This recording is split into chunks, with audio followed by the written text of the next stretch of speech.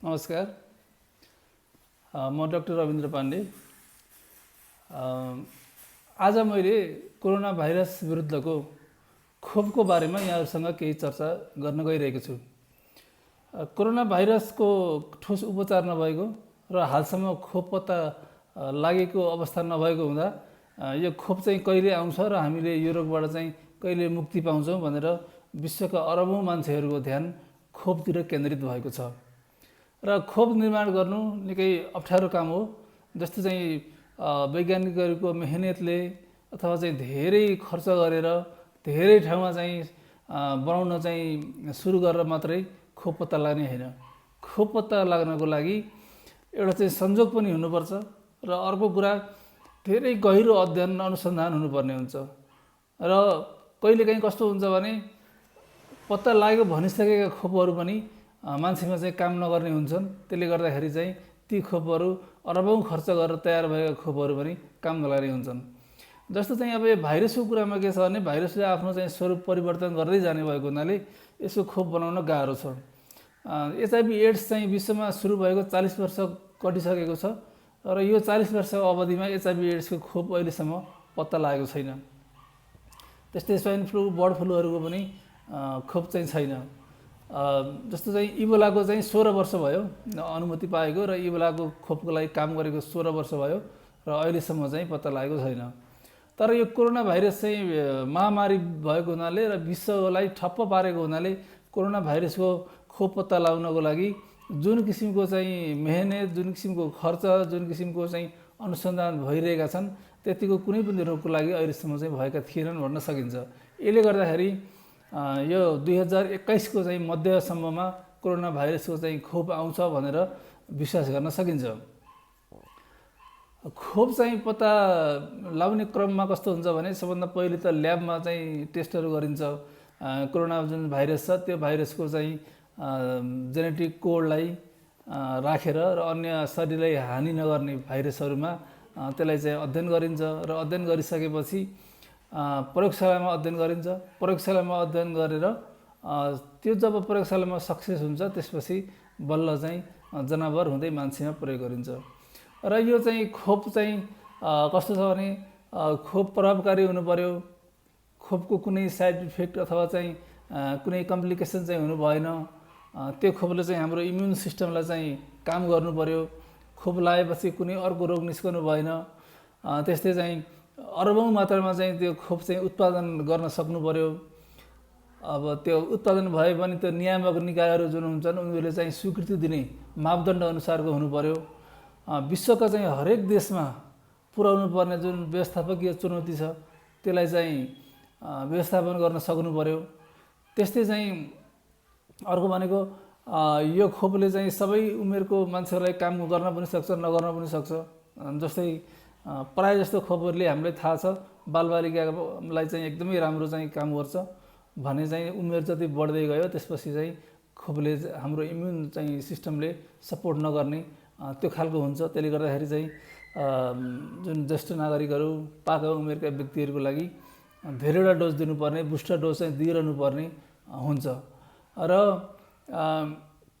कुनै खोप चाहिँ छिटै पत्ता लाग्छ, कुनै खोप चाहिँ वर्षौँ दशकौँ पनि लाग्ने अवस्था पनि हुन्छ। जस्तो चाहिँ मान्छेलाई खोप जुन मान्छेलाई भाइरस सारेर त्यसपछि चाहिँ खोप परीक्षण गर्ने हो भने छिटो त हुन्थ्यो तर त्यो चाहिँ अनइथिकल र अलिकति चाहिँ त्यो जोखिम हुन्छ। त्यस्तो जोखिम किसिमको काम गर्न पनि मिल्दैन। त्यसले गर्दाखेरि चाहिँ के हुन्छ भने खोप निर्माण गर्दाखेरि इथिकल पार्टहरू पनि हेर्नुपर्ने हुन्छ। खोप निर्माण चाहिँ गरिसकेपछि सुरुमै अरबौँको सङ्ख्यामा उत्पादन हुँदैन, सुरुमा सीमित सङ्ख्यामा उत्पादन हुन्छ। त्यसपछि त्यो सीमित सङ्ख्यामा उत्पादन भएको खोप कसलाई दिने भनेर चाहिँ एक किसिमको प्राथमिकताको पनि कुरा हुन्छ। र धनी देशहरूले चाहिँ आफूले दाबी गर्छन्, उनीहरूले किन्न सक्छन्, त्यो हुनाले आफूले दाबी गर्छन्। तर चाहिँ मेरो विचारमा के लाग्छ भने सबभन्दा पहिले जोखिम वर्गलाई खोप दिनुपर्छ। जस्तो चाहिँ स्वास्थ्यकर्मी जो फ्रन्ट लाइनमा रहेर कोरोना भाइरसको बिरामीहरूलाई उपचार गरिरहेका हुन्छन् उनीहरूलाई चाहिँ पहिलो प्रायोरिटी दिनु पर्यो।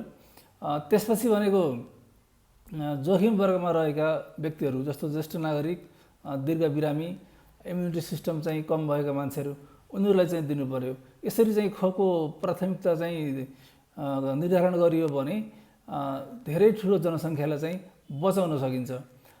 त्यस्तै चाहिँ यो खोपको चाहिँ कस्तो छ भने मानौँ चाहिँ नेपालमा खोपबाट चाहिँ इम्युनिटी गेन गर्न पर्यो भने नेपालमा हामीले 60 देखि 70% मान्छेहरूलाई खोप दियौँ भने खोप पाएको मान्छे त इम्युन हुन्छ र जसले खोप पाएको छैन 60 देखि 70% अरूले लागेको छ भने एउटा हर्ड इम्युनिटी चाहिँ डेभलप हुन्छ। त्यसले गर्दाखेरि सबैलाई चाहिँ त्यसले काम गर्छ। अब अर्को कुरा जस्तो खोपको अनुसन्धान चाहिँ सुरुमा त प्रयोगशालामा गरिन्छ, त्यसपछि चाहिँ जनावरहरू जस्तो मुसा, गिनीपिग, अनि खरायो, बाँदर, चिम्पान्जी यस्तोहरूमा गरिन्छ। त्यसपछि अनि मान्छेहरूमा चाहिँ परीक्षण गरिन्छ र मान्छेहरूमा चाहिँ परीक्षण गर्दाखेरि पहिलो चरणमा के हुन्छ भने स्वस्थ व्यक्तिमा गरिन्छ, थोरै तर स्वस्थ व्यक्तिमा गरिन्छ। अनि थोरै र स्वस्थ व्यक्तिमा गरिसकेपछि त्यसपछि चाहिँ दोस्रो चरणमा चाहिँ धेरैजनालाई कन्ट्रोल ग्रुपमा राखेर गरिन्छ अथवा चाहिँ धेरैजना व्यक्तिहरूलाई समाजबाट अलग अथवा आइसोलेसनमा राखेर उनीहरूमा चाहिँ खोप दिइन्छ। यसरी खोप दिइसकेपछि त्यसबाट चाहिँ साइड इफेक्ट के हुन्छन्, त्यसबाट हानि के हुन्छ, ती कुराहरू चाहिँ अध्ययन गरिन्छ र योबाट चाहिँ त्यो भाइरस विरुद्धको खोप चाहिँ कति प्रभावकारी छ भन्ने कुरो चाहिँ थाहा हुन्छ।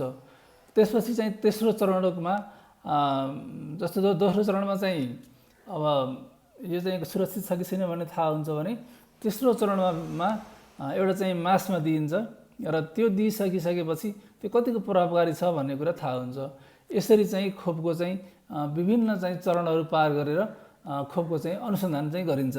अहिले चाहिँ संसारमा जस्तो चाहिँ रुसको चाहिँ सेचनोभ युनिभर्सिटी भन्ने छ, त्यो युनिभर्सिटीले चाहिँ हामी खोप पत्ता लागेको सबै किसिमका चरणहरू चाहिँ सफलतापूर्वक चाहिँ पार गरेको र चाहिँ क्लिनिकल ट्रायलको चाहिँ चरणमा चाहिँ अगाडि भएको भनेर जनाएको छ र यो भ्याक्सिनले चाहिँ 2 चरणको चाहिँ सफलता चाहिँ प्राप्त गरिसकेको छ भने अन्तिम र जुन निर्णायक चरण चाहिँ अझै बाँकी छ र रुसका चाहिँ वैज्ञानिकहरूले चाहिँ यो चाहिँ क्लिनिकल जुन ट्रायल हुन्छ त्यसमा पनि सक्सेस हुने चाहिँ दाबी गरेका छन्। त्यस्तै चीनको क्यान्सिनो बायोलोजिक्स भन्ने छ, उसले चाहिँ भ्याक्सिनको तेस्रो र अन्तिम चरणको जुन ट्रायल हो त्यो चाहिँ 4वटा देशमा चाहिँ त्यो ट्रायल गर्ने योजना बनाएको छ। खास गरी चीनले चाहिँ ब्राजिल, चिली, साउदी अरबिया र रुससँग चाहिँ त्यसको चाहिँ क्लिनिकल ट्रायल गर्नको लागि छलफल चलाएको चाहिँ जनाइएको छ र चीनले चाहिँ जस्तो चाहिँ मिलिट्रीहरूमा पनि यो परीक्षण गरेर चाहिँ हेरेको छ। यो आधारमा चाहिँ चीनले के भनेको छ भने आफूले बनाएको खोप सुरक्षित छ, प्रभावकारी छ र प्रतिरक्षा उत्पादन गर्न चाहिँ सक्षम छ भनेर चीनले जनाएको छ। त्यस्तै बेलायतको अक्सफोर्ड युनिभर्सिटीले पनि विभिन्न चरणहरू पार गरिसकेको छ र उसले निकट भविष्यमै 100 मिलियन डोज चाहिँ उत्पादन र वितरण गर्ने उसले जनाएको छ। यसरी चाहिँ विश्वका अन्य जस्तो चाहिँ mRNA भ्याक्सिन भनेर चाहिँ अमेरिकाको चाहिँ मोडर्न थेरापेटिक्स बायोटेक्नोलोजीले चाहिँ भ्याक्सिनको लागि त्यसले चाहिँ काम गरिरहेको छ र उसले चाहिँ हाम्रो चाहिँ इम्युनिटी सिस्टमलाई कोरोना भाइरससँग चाहिँ लड्नको लागि ट्रेनिङ दिने त्यो खालको चाहिँ क्षमता बढाउनको लागि एकदम कमजोर र निष्क्रिय चाहिँ कोरोना भाइरसको जुन जिन हो त्यो जिनलाई चाहिँ अर्को चाहिँ कमजोर भाइरसमा चाहिँ त्यसलाई चाहिँ ट्रान्सप्लान्ट गरेर र त्यसपछि गएर चाहिँ मान्छेमा चाहिँ यसको सानो हिस्सा चाहिँ खोपको रूपमा चाहिँ दिने भनेर चाहिँ त्यो किसिमको अध्ययन भएको देखिएको छ। त्यस्तै चाहिँ अर्को चाहिँ मोडेर्ना बायोटेक कम्पनी छ, यही मैले भने यसले चाहिँ mRNA भ्याक्सिन चाहिँ निकालिरहेको छ र यसले चाहिँ फेज 1 कम्प्लिट गरेको छ र फेज 2 को ट्रायलको लागि चाहिँ यसले चाहिँ प्रयास गरिरहेको छ।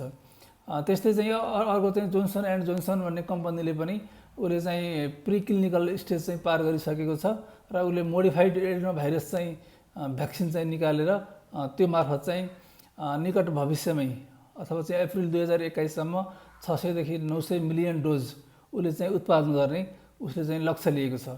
त्यस्तै अर्को चाहिँ इनोभियो भन्ने एउटा चाहिँ फार्मास्युटिकल्स छ, त्यसले पनि INO 4800 नाम गरेको चाहिँ भ्याक्सिन चाहिँ फर्स्ट ट्रायल चाहिँ उसले चाहिँ पार गरिसकेको छ भने अघि मैले भनिसकेँ अक्सफोर्ड युनिभर्सिटीले उसले चाहिँ फर्स्ट फेजको ट्रायल चाहिँ कम्प्लिट गरिसकेको छ र उसले चाहिँ भनेको छ कि यो सेप्टेम्बरसम्म चाहिँ हामीले 1 मिलियन डोज चाहिँ उत्पादन गर्न सक्छौँ भनेर भनेको छ तर चाहिँ त्यो कतिको सम्भव हुन्छ त्यो चाहिँ हेर्न बाँकी नै छ र खास गरी चाहिँ अक्सफोर्ड युनिभर्सिटीले चाहिँ मान्छेलाई चाहिँ केही नगर्ने तर चिम्पान्जीलाई चाहिँ सङ्क्रमण गर्ने जुन भाइरस छ त्यो भाइरसमा कोरोना भाइरसको चाहिँ जेनेटिक कोड त्यो भाइरसमा चाहिँ युज गरेर त्यसपछि चाहिँ मान्छेहरूलाई चाहिँ इन्जेक्ट गर्ने र त्यो गरिसकेपछि हामीले चाहिँ मान्छेहरूले चाहिँ इम्युनिटी सिस्टम चाहिँ डेभलप गर्ने जनाएको छ त्यस्तै फाइजर कम्पनी छ फाइजर कम्पनीले BNT 162 भन्ने भ्याक्सिनको लागि चाहिँ त्यो पनि धेरै अगाडि बढिसकेको छ र अहिले चाहिँ ऊ चाहिँ क्लिनिकल ट्रायलको चाहिँ चरणमा पुगिसकेको छ र यसरी चाहिँ अरू चाहिँ सानोफी एन्ड GSK भन्ने चाहिँ कम्पनीले पनि भ्याक्सिन चाहिँ प्री क्लिनिकल चाहिँ स्टेजमा चाहिँ पुगिसकेको छ र उसले पनि 2020 को अन्त्यसम्ममा चाहिँ सक्सेस हुने र 600 मिलियन डोज चाहिँ उसले चाहिँ अर्को वर्ष चाहिँ उत्पादन गर्न सक्ने जनाएको छ त्यस्तै नोभाम्याक्स कम्पनीले चाहिँ NVX को 2373 नाम गरेको चाहिँ भ्याक्सिनकोमा काम गरिरहेको छ र चाहिँ प्री क्लिनिकल स्टेज चाहिँ त्यसले पनि पार गरेको छ र उसले चाहिँ के भनेको छ भने उसले चाहिँ त्यो जुन भाइरसको चाहिँ जुन स्पाइक प्रोटिन हुन्छ त्यसलाई चाहिँ न्युट्रलाइज गर्ने गरी त्यसरी चाहिँ उसले चाहिँ भ्याक्सिन चाहिँ बनाउँदैछ यसरी विश्वका विभिन्न देशहरू खास गरी चाहिँ अहिलेसम्म चाहिँ अग्रपन्थीमा देखिएका भनेको रुस अमेरिका त्यसपछि गएर चाहिँ चीन जस्तो चीनमा दुईटा कम्पनीले चाहिँ बेजिङमा चाहिँ काम गरिरहेका छन् भने वुहानमा चाहिँ दुईटा कम्पनीहरू धेरै अगाडि आइसकेका छन् त्यस्तै चाहिँ यता चाहिँ बेलायतमा अक्सफोर्ड युनिभर्सिटीले राम्रो गरिरहेको छ अमेरिकामा चाहिँ करिब 3-4वटा कम्पनीको चाहिँ एकदमै राम्रो अगाडि बढिरहेको छ जर्मनीमा पनि एउटा कम्पनी राम्रो अगाडि बढिरहेको छ भने भारतमा पनि यो क्लिनिकल ट्रायलको चाहिँ चरणमा पुगिसकेको छ भनेपछि यसरी विभिन्न देशहरूमा करिब विश्वका 200 ल्याबमध्ये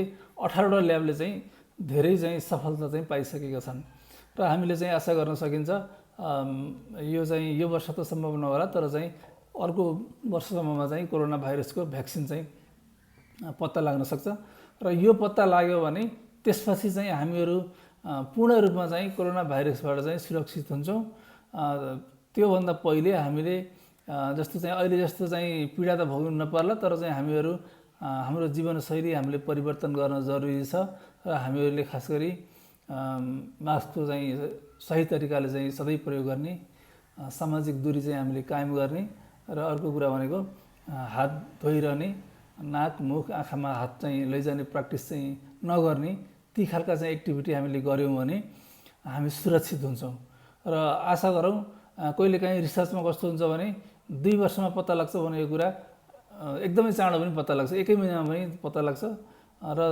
अनुसन्धानमा रिसर्चमा कहिलेकाहीँ चमत्कार पनि हुन्छ त्यसले गर्दाखेरि छिटो चाहिँ भ्याक्सिन आओस् र हामीले त्यो भ्याक्सिन ल्याएर सुरक्षित बन्न सकौँ भन्ने कामना गर्दछु र चाहिँ अब अन्य जानकारी चाहिँ भोलि चाहिँ फेरि गराउने छु कृपया यो भिडियोलाई सब्स्क्राइब गरिदिनु होला त्यसपछि तपाईहरुले नोटिफिकेसन पनि आउँछ हस् धन्यवाद।